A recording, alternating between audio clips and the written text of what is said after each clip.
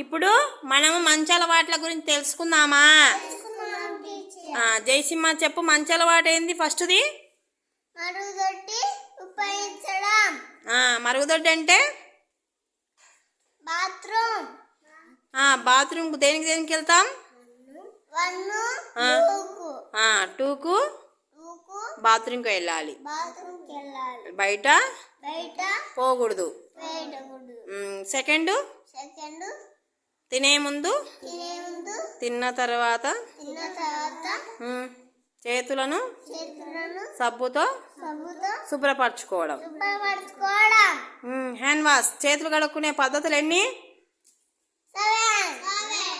ఏంటివి? ఫస్ట్ ఏం చేయాలి? నెక్స్ట్ సోప్ అప్లై చేసుకోవాలా. తర్వాత ఎలా రుద్దాలి? చేతులను రుద్దాలి. నెక్స్ట్ స్టెప్ చూపి. రుద్దాలి. Next step